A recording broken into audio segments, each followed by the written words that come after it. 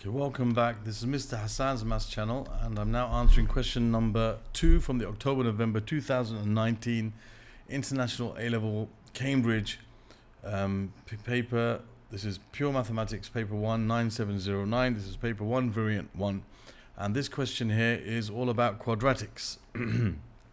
It's question number 10 from my end of topic worksheet on quadratics.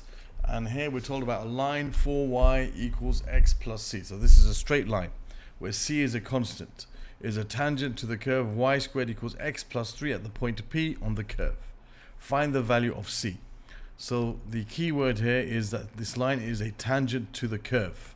So we have to understand what that means. So supposing we have a curve and we have a straight line. Now there are three possible scenarios. One is that the line and the curve will never intersect. The other is that the line and the curve will intersect at two places. The other is that the curve and the line will just touch at one place. And that is the scenario when the tangent, or when the line is a tangent to the curve. Okay? So this line is a tangent to the curve at this particular point. Now, we have to find the value of c, which will cause this line to be a tangent to this curve. So when you want to find out about the intersection between lines and curves, or between lines and other lines, or curves and other curves, we have to solve the equation of those two functions simultaneously. So I have to find the solution to these two, the values of x and y, which solve both of these together at the same time. So we need to solve these equations simultaneously. So what we can do here is we can substitute one equation into the other. A lot of people say equate the two equations, but in this case it's going to make life maybe slightly more complicated to think like that. So I like to think of it as substitute one equation into the other. Now what I think would be more sensible here would be for us to, for example, replace the x. So we can make this x a subject. So we have x equals 4y minus c, and replace this x with what x is equal to. So I know that x is 4y minus c, so I can put, instead of this x, 4y minus c, and I'll have an equation now with just y in it. So I have y squared equals 4y minus c, so that's our x plus 3. I think that will be easy. If we try to make y the subject here, we're going to end up with a fraction, and it will be solvable, but it'll be more difficult. So I think this will make life easier. We can solve it for y, because this point P has an x value and a y value. What we're going to do here, we're going to find the y value of that point. Okay, and there should only be one answer for that, if this is a tangent to the curve. So what we're going to do is, we're going to find the value of c such that this equation has only one solution. So we have to rearrange this such that it's a, as we can see, it's a quadratic. We have to make it say equals 0 to solve it. So we have y squared minus 4y. We add c to both sides, take away 3 from both sides, equals 0.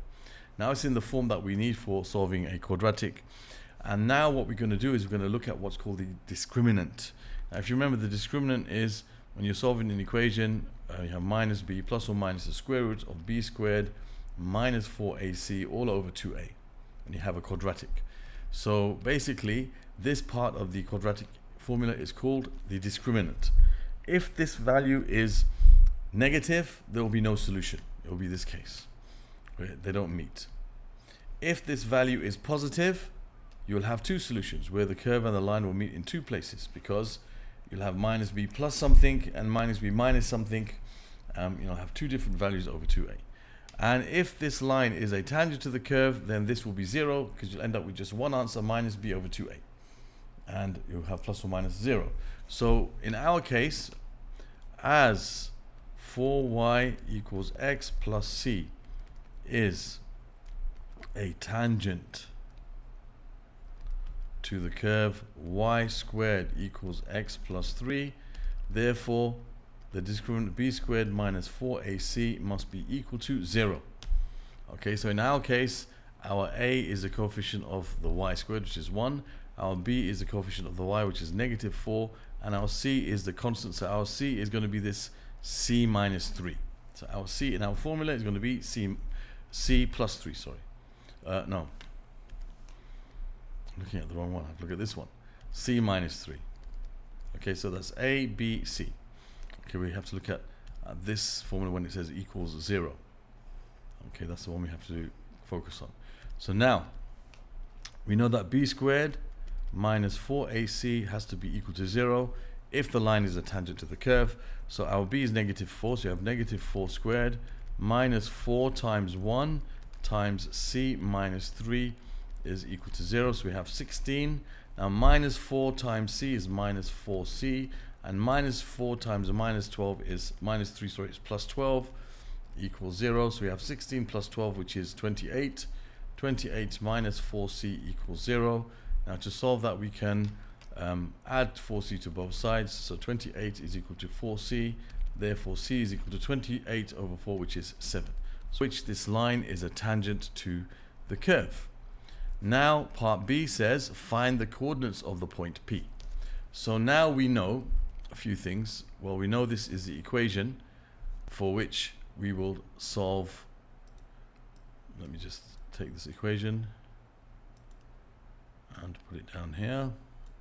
So this is the equation that we formed when we are looking for the solution between these two. So when we substitute this line into this curve, we end up with this equation. So this equation represents the intersection between these 2 points, and they intersect at the point P. So what we can do here is we can take our value of C that we found, for which this is a tangent to the curve, and replace the C with 7. So you have y squared minus 4y plus 7 minus 3 is equal to 0. So y squared minus 4y plus 4 is equal to 0. So when we solve this, we'll find the y coordinate of the point of intersection. And as we can see with all these types of questions, when you have repeated roots, you'll always have a perfect square. This is going to be y minus 2 and y minus 2. It's going to give you, if you square this, you're going to get y squared minus 4y plus 4. So that means y equals 2 is a y coordinate, and we can choose any of these two equations to find the x coordinate. For example, I can say 4y minus 7 is equal to x. We know that the C is 7, right? So 4 times 2 minus 7 is equal to x. So x is equal to 1. So the coordinates of P are 1 and 2. X first and then y. If we want to make sure, in case we made a mistake, we can put the y value in here. That will be 4 equals x plus 3. And again, we'll find x equals 1. That kind of helps to confirm that we've done the right thing.